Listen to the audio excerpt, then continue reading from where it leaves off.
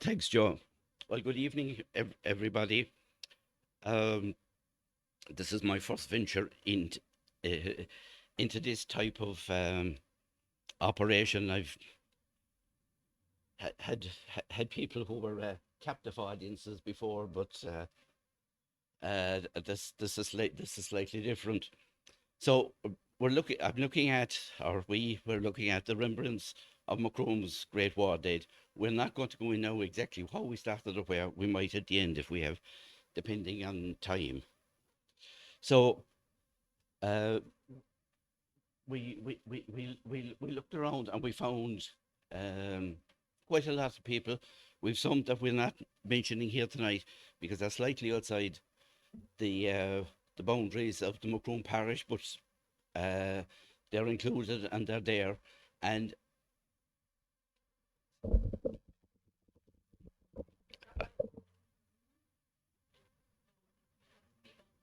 yeah, okay. Um, the Where was I? Uh, there's a lot of people out there that haven't been included, and even yesterday evening we got one person in, a Jeremiah Patrick Baldwin, who showed up on nothing, but it was something sent. Someone sent a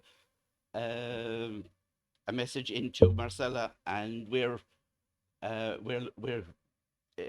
included it in the operation. So now, where we begin is we'll go back and we'll start at 1910. Now that might sound funny, and even where it is, but these were the halcyon days of the British Empire. Everything had finally come right for them. The Boer War was over. They weren't really at war with anybody else. They had even the Irish. They weren't even having a cut off of them. So uh, everything was fine. In Ireland, what we had was the name of the game in 1910 was home rule, and that was it. The idea of separation and that had almost disappeared. So the politics in Macroom and in the Macroom area was the Irish Parliamentary Party, and that was split into two sides. One with O'Brien and the other John Redmond. The Redmondites were nicknamed the Molly Maguires, and O'Brien and his compatriots were the All for Ireland's. And the MP from Macroom here was D.D. Sheehan, often known as Tuppenny Sheehan, because those of you who understand old money, 2D, and that's where it came from. And everything wasn't plain sailing here in Macroom. There was a lot of ructions between the two sides, and there was aftermath fights in various parishes and things like that. So everything wasn't hunky dory. But home rule was going okay. Home rule was passed, and then our friends up on the other end of the island decided to throw a spanner in the works. They didn't want hand, act, nor part. And not only that, they were going to fight their way out of it if they were stuck. So you had in 1912 you had the Solemn League of the Covenant, and the Ulster Unionists refused and to have anything to do with home rule, and you had the formation of the UVF, not the modern day UVF, but as it follows on from there. Then, as a result of that, the boys down here, we decided, well, if they're going to have a military organization, we're going to have it too, and we're going to have the Irish Volunteers. And where this is coming to is that the volunteer movement started, and most of the people who supported it were supporters of Redmond. I'm just using my technique. There were IRB members involved in it as well. One of them would be our local man, Dan Corkery, and they wasn't too happy with the way it was going. But republicanism really was a small beer at that stage. But if everything was going funny. Um, this slide here just was Pierce Square and Fermoy, but there is a reason for it. You had the Durham Light Infantry involved there. This was 1910 when George V was had acceded to the throne of England after the death of Edward VII. So everything was going fine at that stage. But then there were rumblings in Europe as well, and problems were beginning to show. They were always there, and it looked as if the Germans wanted to have a war anyway. But things fell into their hands, and you had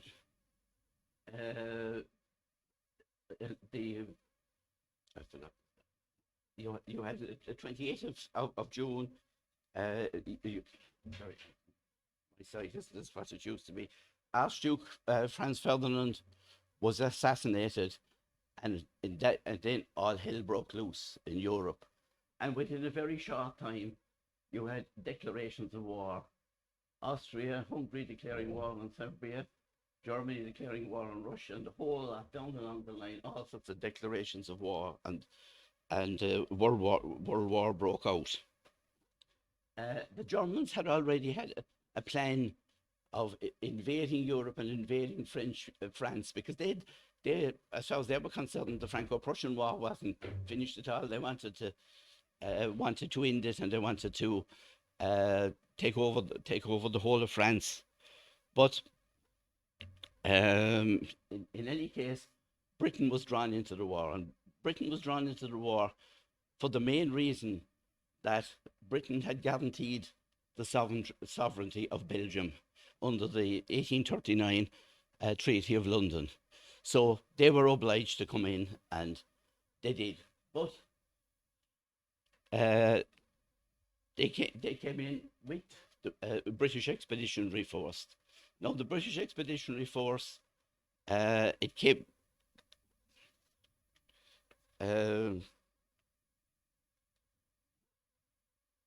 They moved in very early August.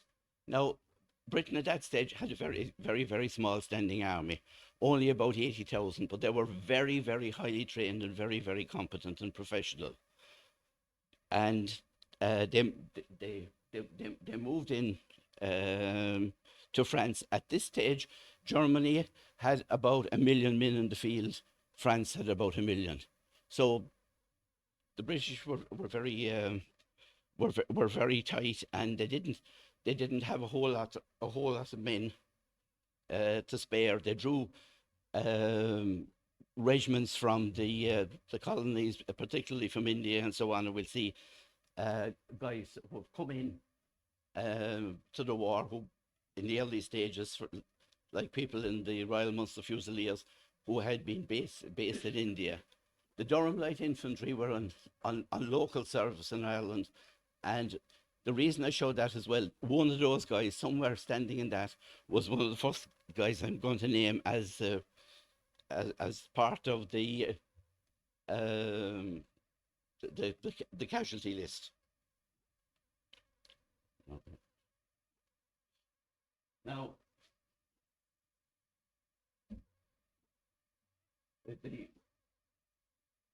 the British line was more or less down along here and over this way, from Ypres up here, down along and across here to Mons.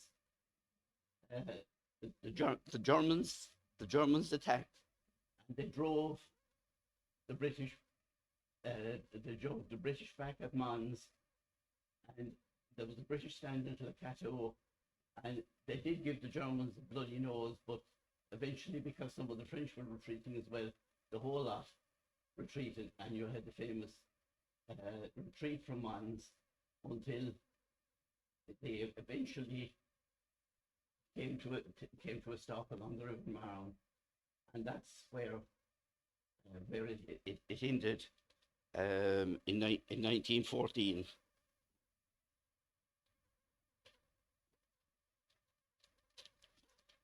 At that stage, one of the German generals actually admitted that the war was lost, because what they had hoped to do, was come in from Belgium, sweep down around here, and actually take Paris, and that would be France gone. But it didn't work, and you ended up in stalemate and the development of trench warfare. Meanwhile, up along here, especially around Ypres, you had a lot of fighting going on as well. And this would be what would be known as the First Battle of Ypres. After the First Battle of Ypres, the British Expeditionary Force was, the title of it was more or less lost, even though it was still called that right at the end of the war. The original force didn't count anymore. Most of them were lost. Now the first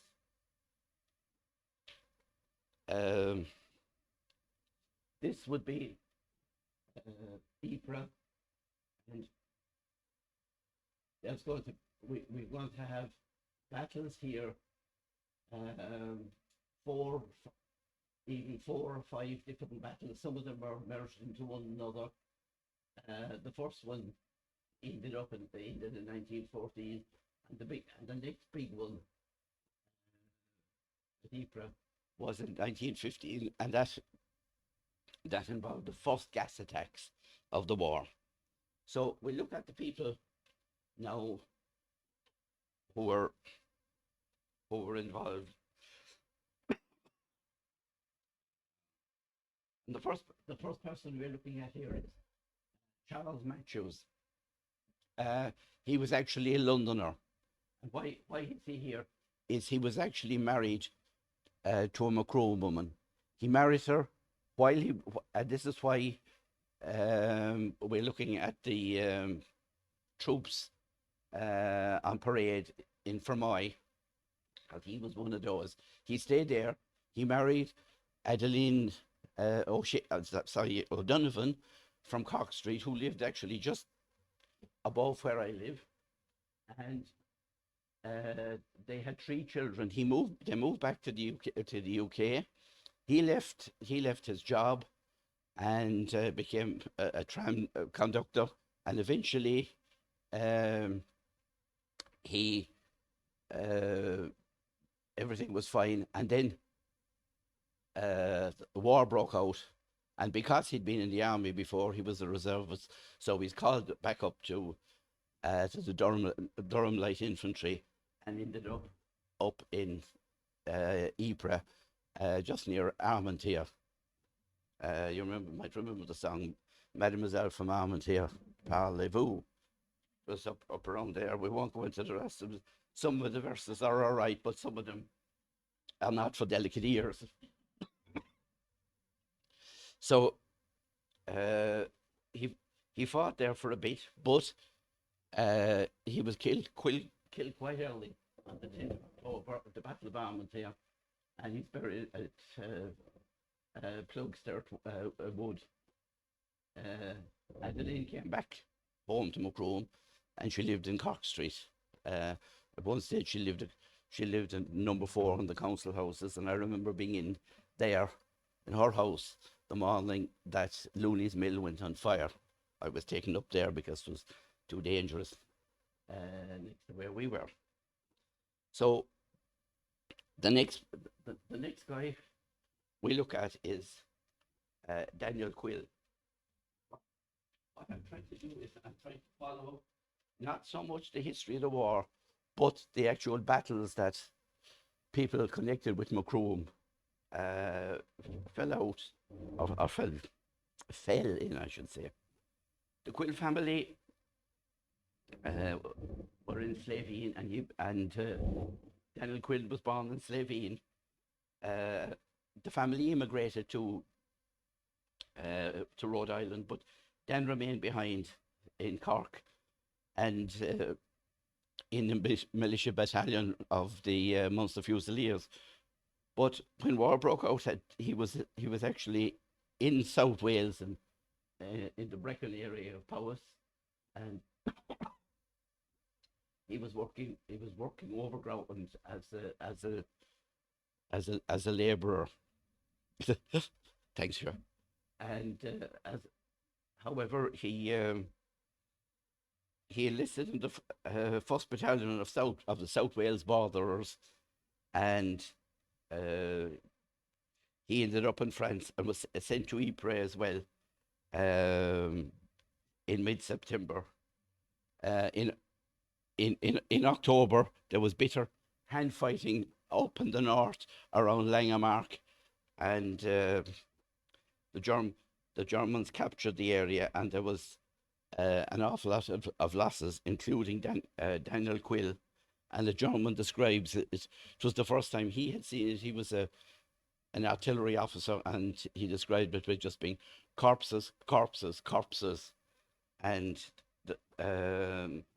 one of those corpses was the man from Slaveen, Daniel Quill. Now, Masseytown will have to get a mention as well. And this man here, Conlin, his father was a blacksmith in Masseytown. They moved from Cork. They moved to Cork and lived in Madden's buildings in Blackpool. He worked for the Cork Examiner, but in 1909, he joined the Leinster Regiment, and he was posted to India, and came back only at the beginning of the war by a rather circuitous route to get back.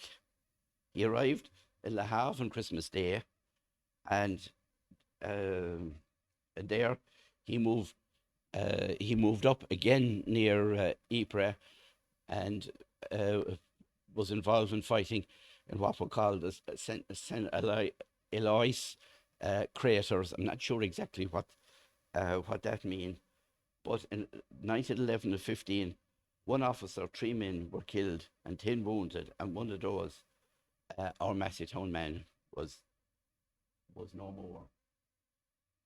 So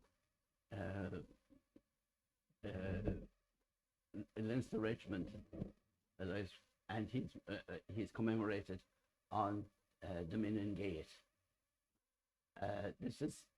It looks small here, but it's an enormous. I have never seen it, but I've seen photographs of it, and it's an enormous building. And Siegfried Sassoon, the English war poet,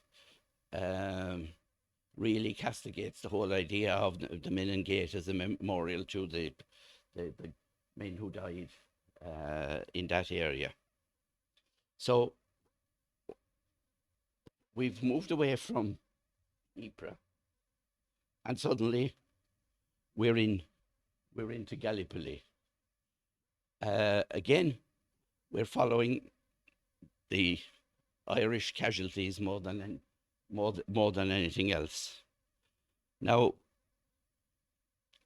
the Gallipoli Peninsula, as you can see here,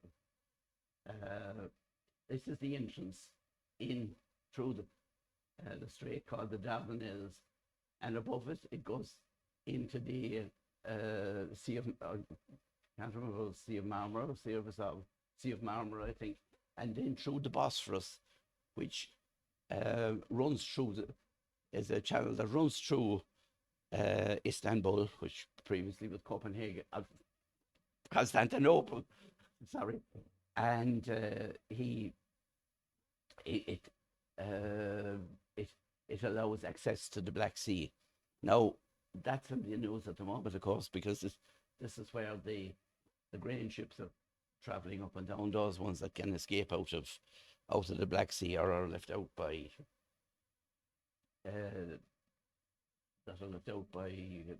Putin. So from here, the British wanted to be able to get through the Dardanelles and into the Black Sea to supply Russia, but they had by that stage. The Ottoman Empire had come into the war. The British tried to break through the sorry, pressed the wrong thing.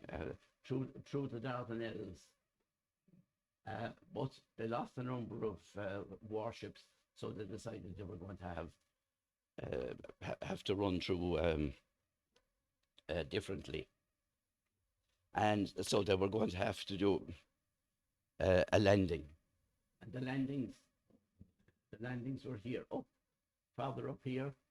Australians up on this side, what's called Anzac Cove, and Cape Hill is down here.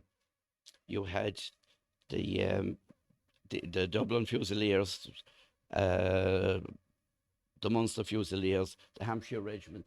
They came in. They came in here to attack V Beach. Now this is a painting of the ship that was used to come in, called the River Clyde. And what they did was they brought the troops in, they cut doors on the side, built gangways down, and allowed them to run into the beach. But in fact, the Turks were waiting for them, and they just literally plastered them. And even though Eric Bogle is talking about Anzac Cove, his description in Waltzing Matilda is very, very similar to that. We had people from Macroom, Tim Buckley, describing trying to get out and get down. The guys in front of him were just being knocked down, including their commanding officer. But he seems to have survived, and they got out, and they did 2 bayonet charges on the evening of the 25th of April. But when the roll call came, they had 3 officers left and 500 men out of the 1,000 of the Munster battalion. Now, one of those who was wounded and later died was John Max. These are just photographs of that's the Sedel Bar. You might have heard of it in the song of Foggy Jew. They assaulted that, and eventually they took it. And this here is the photograph of the deck of the River Clyde, and you can see just the dead bodies piled up on the deck. More guys are actually hiding under the bluffs here, trying to get a chance to wait till nightfall and escape. Buckley mentions that John McSweeney, who was the battalion Munster Fusiliers Company Sergeant Major, that he was wounded, but they thought he was all right. But in fact, he died of wounds on the 28th of June at Sedel Bar, and he's commemorated on the Helles Memorial. We know of another We know of it. This has nothing to do with this. This is one of I think it's like the other day. We know of another man who was actually killed on the other side over in Suvla Bay as well, and he was from somewhere around back beyond the Mons. Talking of the Mons, there was somebody while the retreat from Mons was going on. Somebody in Macroom was saying, "There's a big battle going on back at the Mons," and they thought that's what was. Oh, I do. Oh, technology. Technology scares me.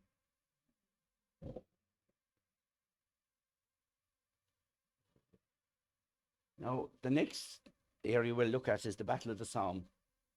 And the Somme is towers over every other battle in the Second World War in terms of bloodshed and brutality. It began the 1st of July and ended more or less on the 18th of November. Basically, it just petered out, the energy ran out. One of the people that was in operation there before it was one, just put this there, Michael Foley from Slavian Road. Now, he technically, it wasn't the Battle of the Somme, but he was working on bombing parties and that, and these were more or less doing feints to try and confuse the Germans as to what was happening. And he joined the Munsters in early 1915, and he was commended for bravery on a number of occasions. And he later wrote home and mentioned a lot of his company were dead, and he felt that he was next. But in the letter he wrote home with his will as well, one of the things he mentioned was he was doing it for his faith, his country, and duty as an Irishman. Not, mind you, as a duty as a British soldier, because a lot of these guys who did go out and volunteered to supporting Redmond did it with the highest moral view of what was there. So Michael Foley, he was the 2nd Battalion Munster Fusiliers, aged 21, and he was killed in the Arras sector, which is slightly to the west, but it was more, work I think was more related to the Battle of the Somme rather than anything else. And left us home his thoughts of duty, and he was found by the Germans, and they actually returned his rosary beads. He's commemorated in the Irish Memorial, and that's his grandnephew, Connie Foley, pointing to the name there.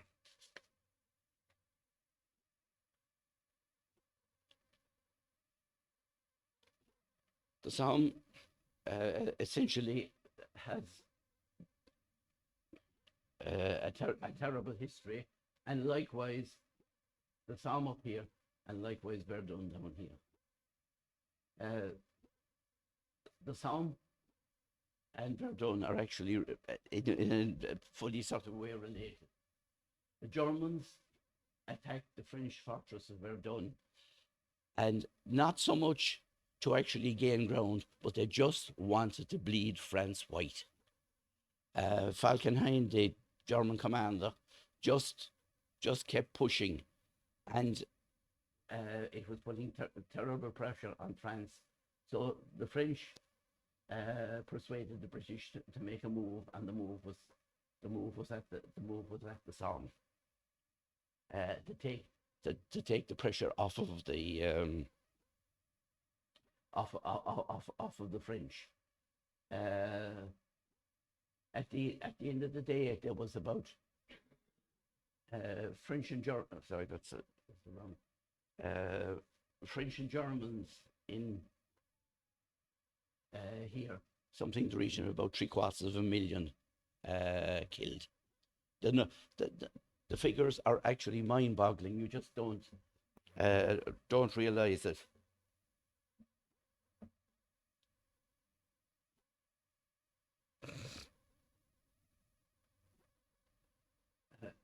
We're just the Battle of the Somme began on the 1st of July, 1916, and a lot of the 36th Ulster Division units were involved in it. And they saw it as a very auspicious day because the 1st of July was the anniversary of the Battle of the Boyne. And you're going to say to me, but that was the 12th of July. It was the 12th of July by our calendar now, but it was the 1st of July in the pre-Gregorian calendar. So they saw it as very auspicious.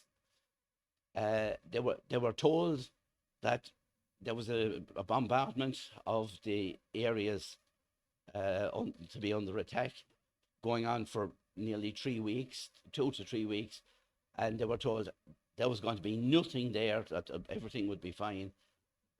However, there were orders as well not to run. There were orders to slow up arms and walk. And this is just one of the photographs. Now, I'm not sure whether that's actually a real one. I suspect that may be a one done for later for the news, because the guys were generally supposed to have had 60-pound packs with them, and none of those have anything like that. Just on the numbers, before I go back.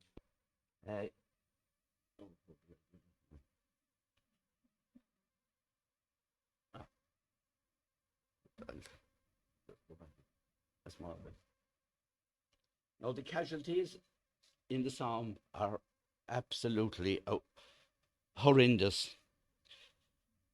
The British lost 57,000 casualties on the first day of the Somme.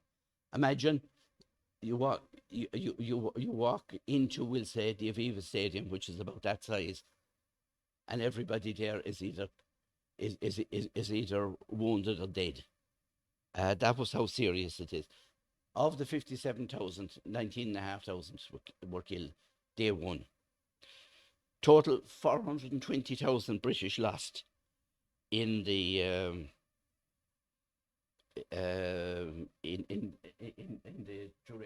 duration of the Somme, and 200,000 French.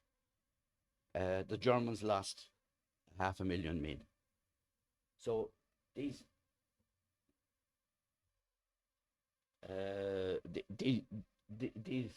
figures, I still find them mind-boggling. It's hard to imagine how guys continue to fight. This is just I got this. Well, it's off of a book, but it came from Mary Looney in the orchard of her father, Humphrey Desmond, who was injured in the Somme on the 10th of August 1916. He lost an arm or a hand, but he came out in reasonable fettle. Now, one name that I always heard was Dickie Barry. And Dickie Barry was born in Down Street. In those days, Cork Street didn't exist.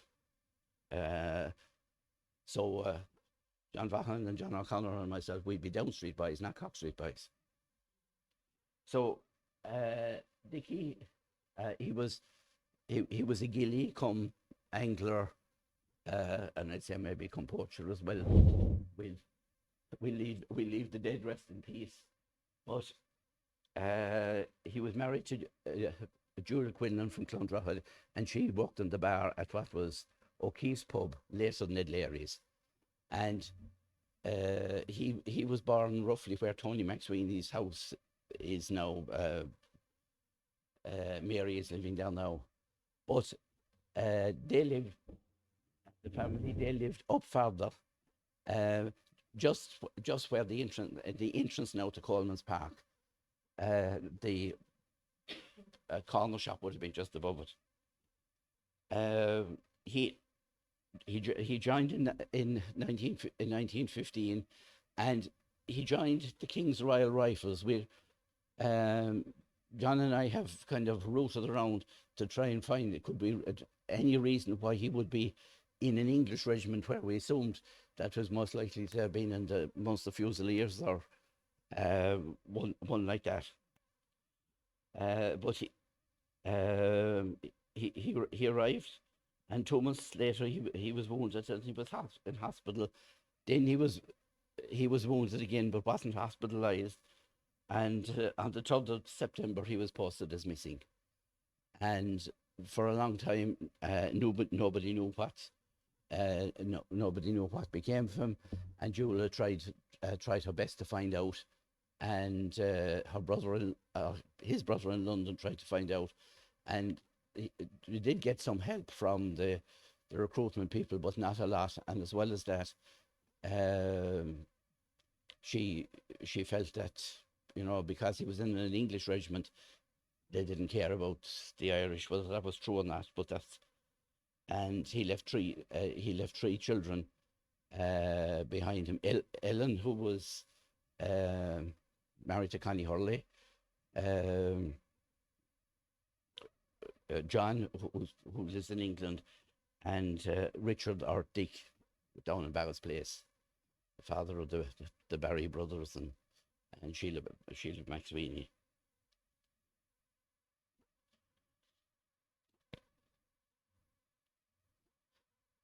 Another,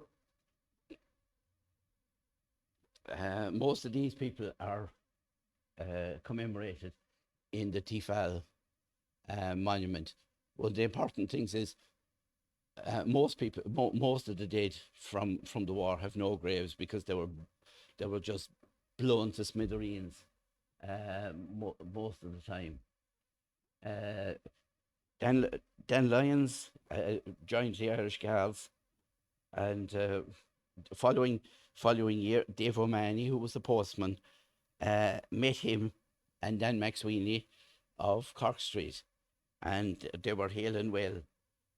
However, the Star correspondent had a different story, that by the time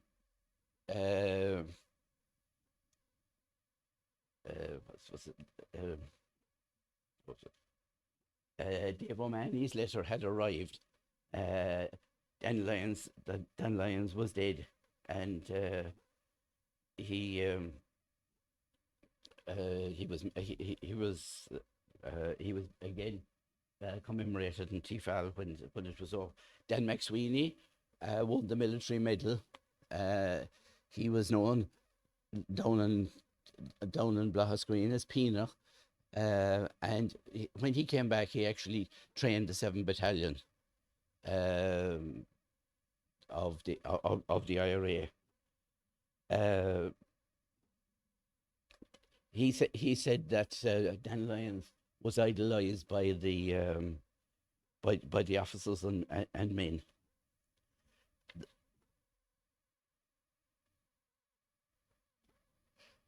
Now we come to 4 brothers at the front. John O'Brien as the one we're looking at. He was a son of James and Catherine O'Brien of New Street, and they had a large stake in the war because their 4 sons joined. There was 4 boys: Arthur, William, John, and Thomas. Thomas is the man here. The man here in the corner. He was promoted to Lance Corporal because he took out a German sniper that was causing an awful lot of problems for the men. However, not long after that, um, John, um, there was tragic news. The 21-year-old John died, um, died of wounds, and possibly at Close. But again, the song we're we're seeing an awful lot of the song, but now we're moving on to Salonika, and we're really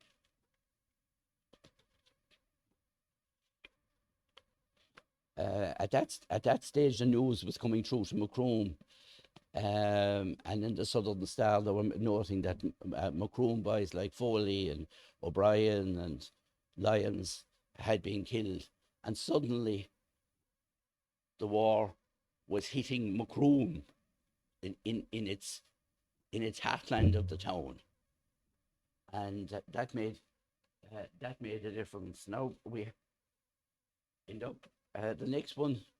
It's small really, but Salonika is more or less between Bulgaria and Serbia, and the British wanted to try and force a wedge between Bulgaria, who had sided with Germany, well, the Austro-Hungarian Empire actually, and Germany, and were attacking Serbia. They moved two divisions from Gallipoli into Salonika. Now, it was a horrible place, unbearable conditions, terrible cold in the winter. Records say that uniforms actually cracked and greatcoats cracked. They were frozen so solid, and then later on in the summer heat, very intense heat, they were suffering from sunstroke, severe sunburn, and of course the usual things with that as well, malaria, dysentery, and all of that. And here we have another guy. It seems like they had a thing about Down Street boys. He was born in Down Street. Dan Brown, his father. You may have heard of the name Dan Brown, the mason. He was a famous mason in Macroom. Sorry, Jim was his father, and Dan was also a mason, and he joined the Royal Field Artillery. I think maybe because his brother-in-law,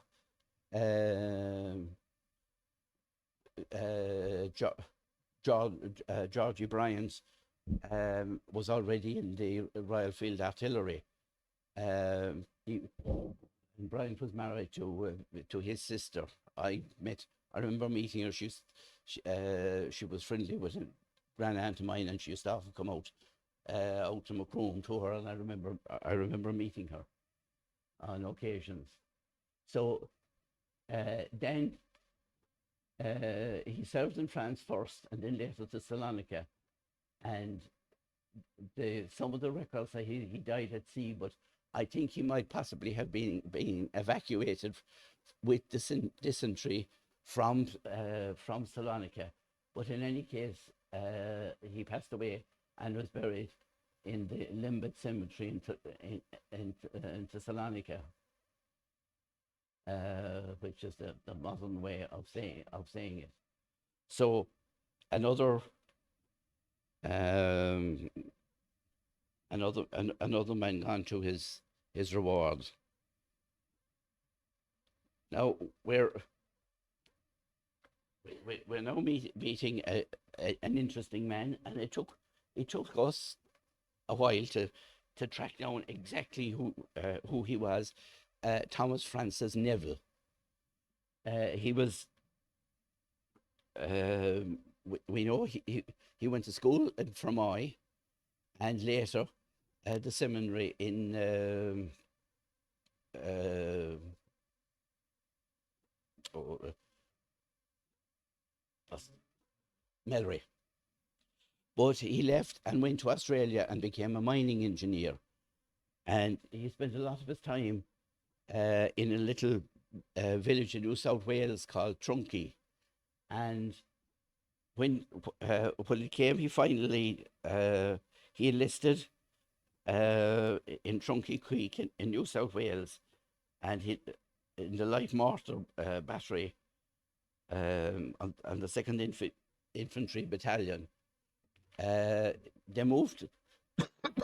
They moved to France, and they took part in one of the actions in Vimy Ridge, which is associated with the Battle of Arras.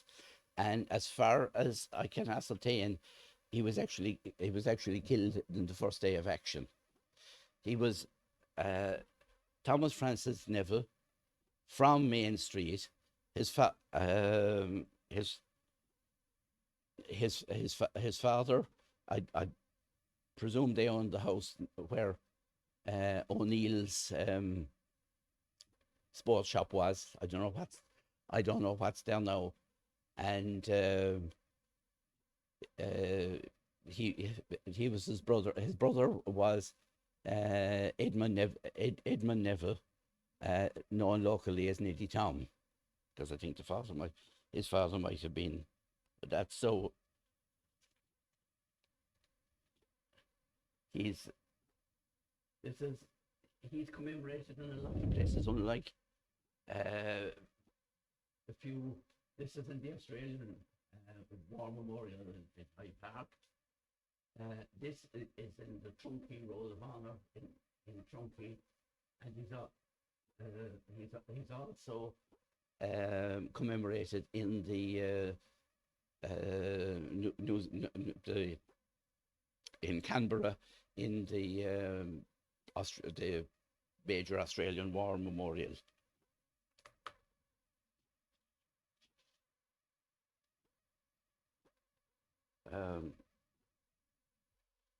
Now we see another man. We think he may possibly from Clondrahood. Oh, sorry, I haven't any notes on this man. This is the one that came in last night, which is one of the things we wanted, is that maybe people know of other people that we don't know, and he was in the 10th Duke of Cambridge's own Middlesex regiment. He was killed in the Battle of Ypres, and we don't know a whole lot about him. He was born in Macroom, but he didn't show up on the Great Sacrifice, the War Graves Commission, the forces records, didn't show up on anyone. But the guy that sent it in, I think his name was Rushford, and last night, and he did have something to give his name as Bert as Macroom, and both John and I checked it out independently, and we were able to actually locate him in Irish genealogy.ie. So, there are guys coming in from the cold, even at 100 years on. Now, as well, I lost track of myself now.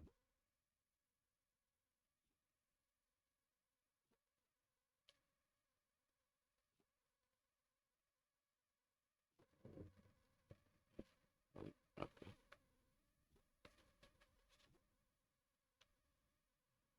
So Dave O'Mahony, I'm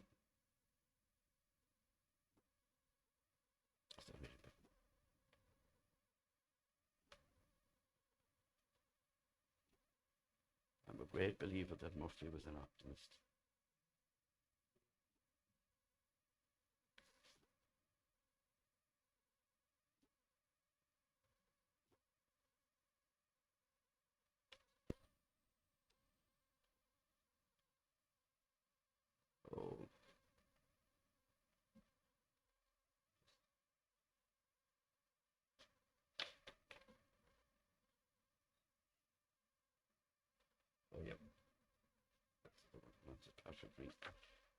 Patrick Ring was possibly born in Counterhood. In the 1901 census, he's down at age 17 as a scholar. We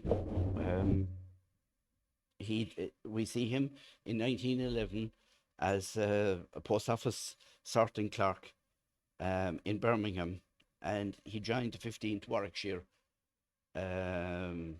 Pals Battalion. Just Pals battalions were part of what Kitchener allowed local groupings to join up together for morale and camaraderie and so on. Sounded like a great idea, but the other problem was that if disaster befell them, the whole area of a town and that could just be wiped out. One of the classic ones is a place called Accrington, known very well for its brickworks. And one evening they were waiting for trains coming through to know if there was any news. And some soldier stuck his head out the window and said, "Where are we?" And someone said back, "Accrington." And his reply was, "Oh, your lot have been wiped out."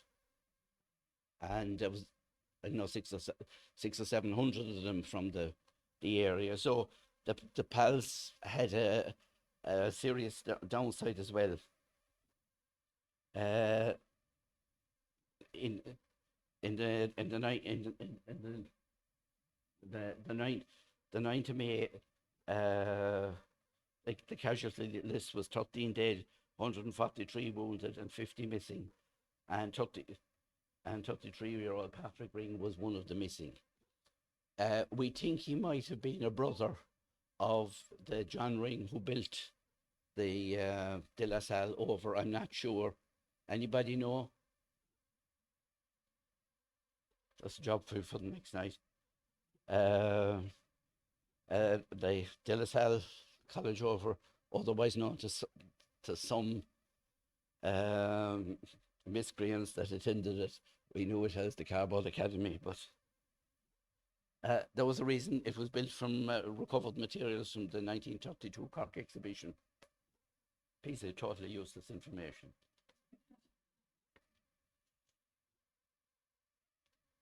Daniel Desmond, Royal Horse Artillery. We don't, in living with his mother on Slavian Road, enlisted 2 weeks after war was declared, but he died in 1917, so he seems to have come remarkably well through the war, but other than that, we don't really know a whole lot about him. Patrick McSweeney, another farmer from Bailick.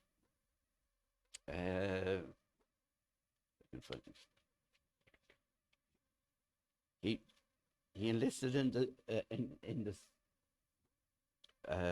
6th Royal Munster Fusiliers in Limerick. Why Limerick? I don't know where he was. It was the brother of Jerry McSweeney in Bailick. He got a gunshot wound to the chest in Souffle Bay. He was evacuated to Malta, recovered, wounded a second time, and then transferred to the second Munster Fusiliers, and he was killed in Newport, up on the coast, the defence of Newport, which is kind of near Pas de Calais. In his will, he leaves everything to his brother Jerry Sweeney. Patrick Delaney, and one of the few farmers. We have about 3 or 4 farmers and all. Born in Codram. Has a lot of time. We knew he was there, but a lot of time trying to find him, because he's actually under the P. Delaney in the Commonwealth War Graves Commission. He enlisted in 1914 in the Irish Guards and was promoted to Lance Sergeant. He served on the front from May 1915. Matt Vaughan from New Street, who was in the Irish Guards, wrote home telling of meeting John Brown from Kilnamartyr, Patrick Delaney from Macroom, and Sergeant Michael O'Leary, who were all in the Irish Guards. That John Brown from Kilnamartyr, funnily enough, the story is told that when he went home on leave, he was actually training the volunteers and drilling them. He also survived Lewis and the Somme, and he fell in the Third Battle of Ypres in 1917. Now we go to the banking. The bankers tended to stay around, but funnily enough, anyway, this guy,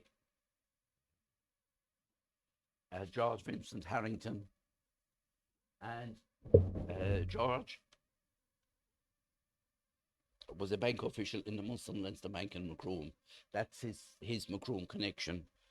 He joined the Royal Dublin Fusiliers, and he enlisted in 1916. After several actions at Annacray, at Beaumont Hamel, and he was missing, but was later accepted as he was a prisoner of war. He was held in Minden prisoner of war camp in Westphalia. The camp had about 500 to 600 British officer prisoners, and 150 other ranks, which were used basically as orderlies and servants for the better class officers, of course.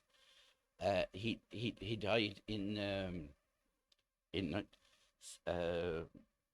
August the 7th, 1917, and of pneumonia.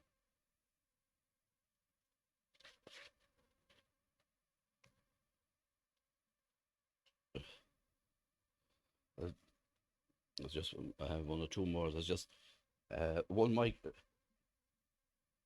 Michael Cronin from the main street, originating from the Cork Street side, but from Main Street.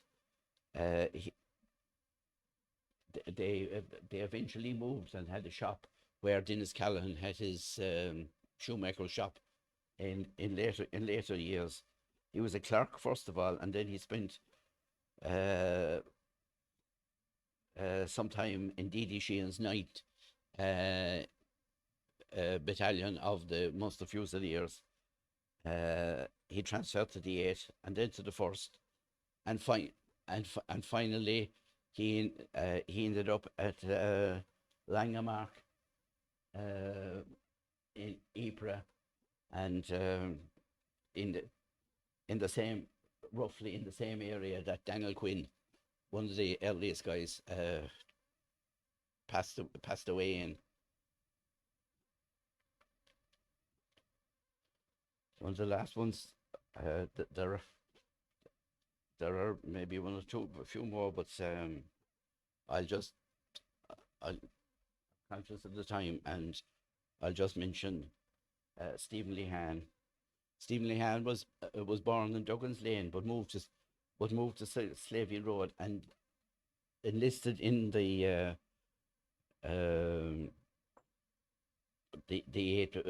8th Battalion. He entered the war in the Balkans, where in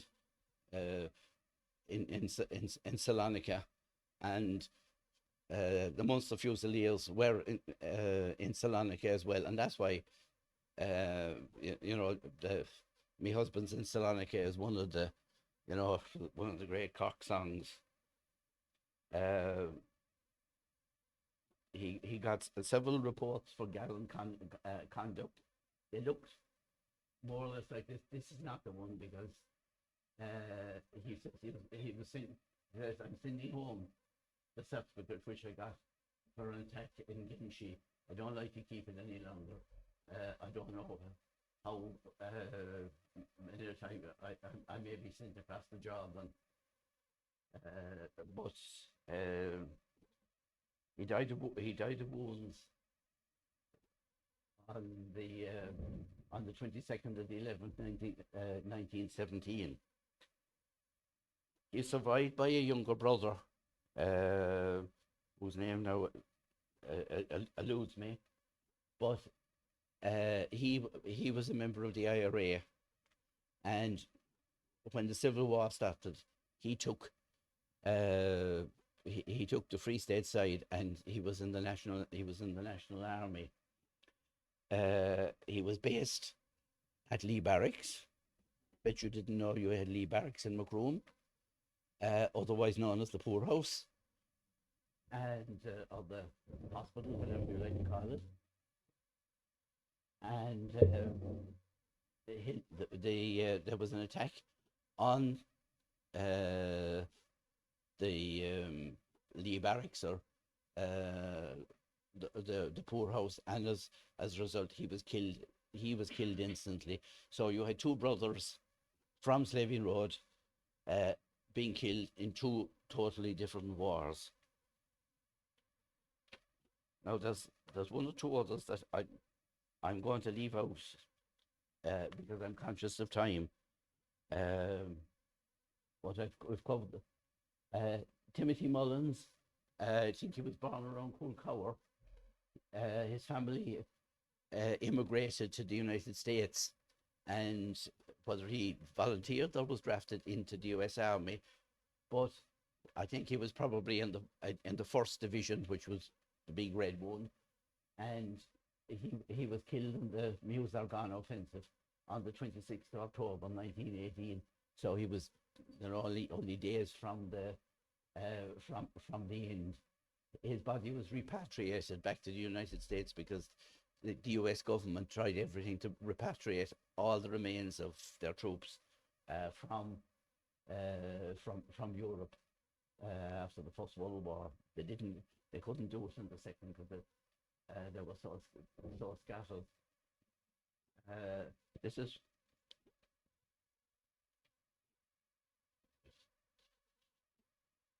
just a Dennis Murphy, who was in the Royal Irish Fusiliers, and he eventually ended up in Belfast and died of illness, and he's buried in Douglas Cemetery, but he has a War Graves Commission headstone.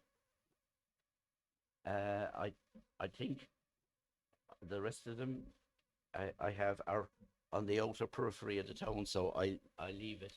I just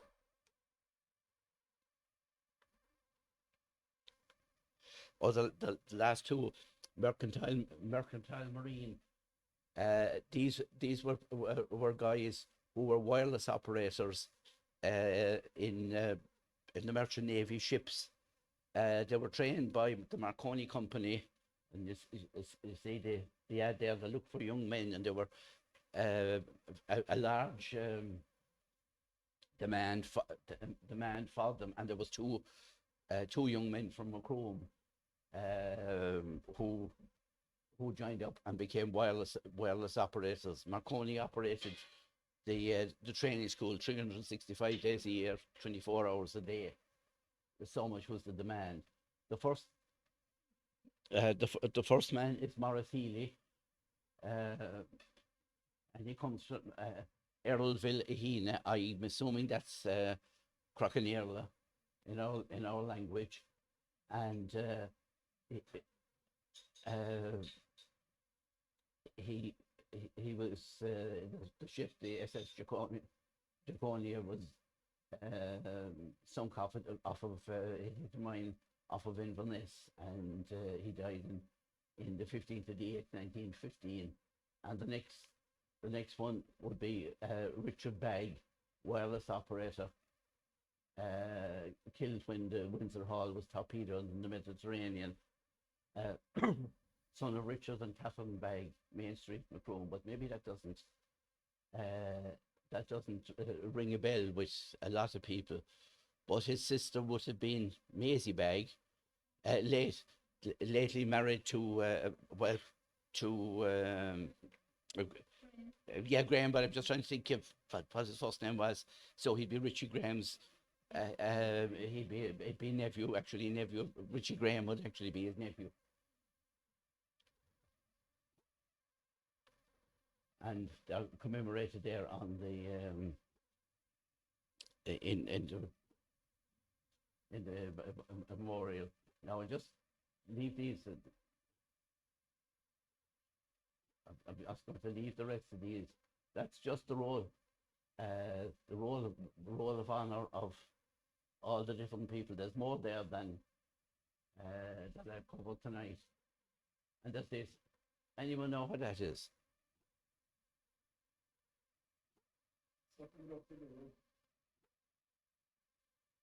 Yeah, it's on what they call the soldiers' houses up in Gurteen Road.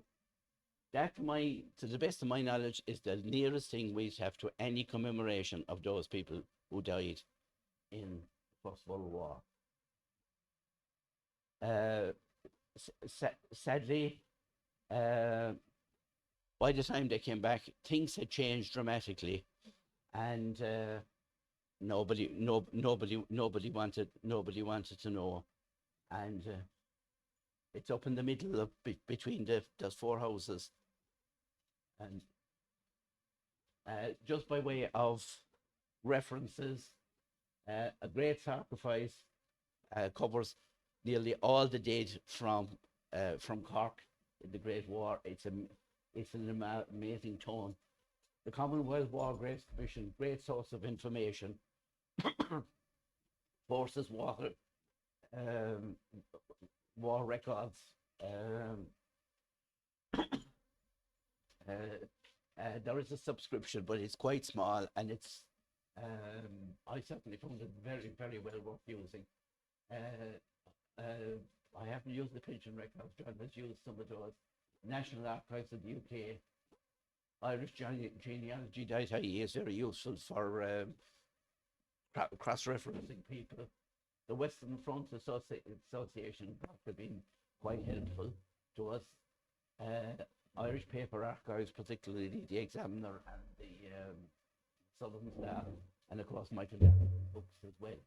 Other people that we need to thank would be Francis O'Connor and Jerry White of the Western Front Association. Jean Pendergrass, an independent researcher on this area. Niall Murray, Margaret Desmond, and Paddy McGrath from Fermoy. He wouldn't remember me now, but I remember he was a class ahead of me in Macroom for a very short period of time. So that's as much as I can cover. There's more there. Sadly, we ended up chopping an awful lot out of it because we found we had about a presentation of about 2.5 hours, and nobody. If we were lucky, people would have run. Otherwise, people would have been throwing tomatoes and us in tins. So, thank you for your attention. I'm sorry it ran longer than I had anticipated, but it may be it might waste people's idea of mine to have a look at who they know or other people, and we might, like Jeremiah Baldwin, we might suddenly find more people. I'm sure that there are more people out there. Yeah, sure.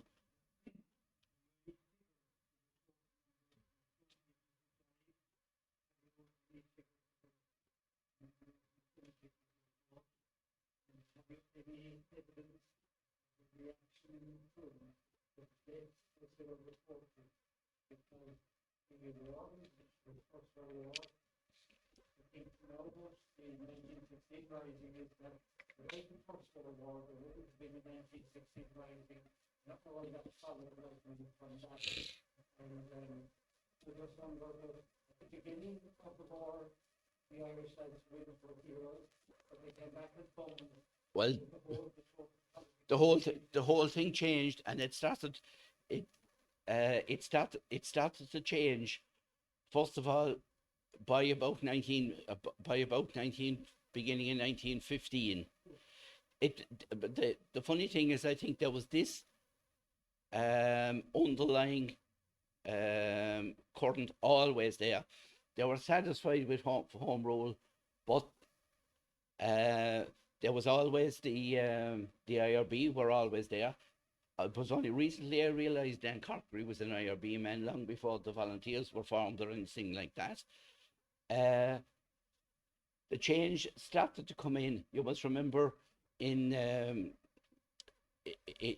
1915, with the death of O'Donovan Rossa was a great rallying cry, and when he died, John Devine telegraphed Tom Clark, "What are we going to do with it?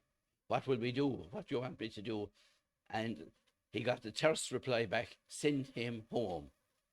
And they organised a massive funeral which circumvented the British control. And of course, then Pearse, with his oration at O'Donovan Rossa's grave, really that put the match to the blue paper, and slowly the things changed. After the rising, the guys that had gone away had been lifted by the RIC and was sent to Frongach, came back as heroes. And then on top of that, and I don't give you a very potted thing, you had the whole area of conscription, which turned everybody against it. At the beginning, you had the church and politicians, arm and glove, supporting the war. Now you had almost the same people opposing conscription, and the change happened. And then the other thing, of course, happened was the Spanish flu hit, and I mean there was an awful lot of deaths, and people just slid back home from the front. I remember a story that my grandfather used to tell. Well, I didn't hear him tell it, but my father told me it was happening. He worked on the railway, and he was one summer evening, so I reckon it must have been about 1919, and he was down at the train, and this fella got off, and whatever his name was, I can't remember. I know I did. "Christ, I thought you were dead," says Paddy Sheehy. "No, Paddy, I'm not," he said, "but I was left for dead by my own crowd, and the Germans fixed me up, and I'm back home." So he headed back home, and I think it was somewhere back towards the Dundalk direction. And grand summer evening, came up to the house, front door was open, back door was open. He walked in the front door, and all the people in the house ran out the back door. They thought it was a go. Numbers, Con, of from Macroom, I don't have the numbers I have here are as near as what we can find at the moment. We'll probably find more. Well, getting it was just meant like it's that would be it. 1, 2.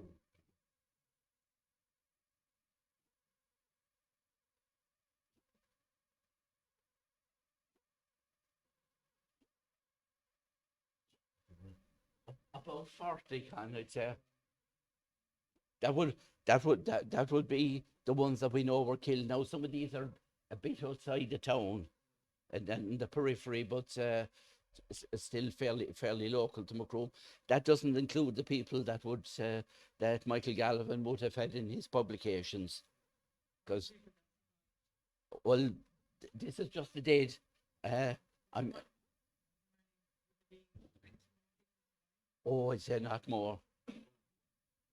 They would probably talking, double or triple that number.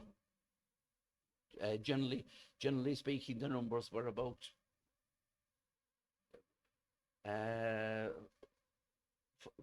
well, of the casualties, but then there was an awful lot came back with they were with injuries, but there was a lot came back without. without limbs as Humphrey Desmond there, but there was a lot. There was a lot came back as well, and of course the other thing is with the trauma of there. I mean, there was no such thing as post-traumatic stress disorder in those days, but most of them uh, must have been in an awful state from the things they had seen and the descriptions that that you get. So uh, that's as much as I can say on that, Con.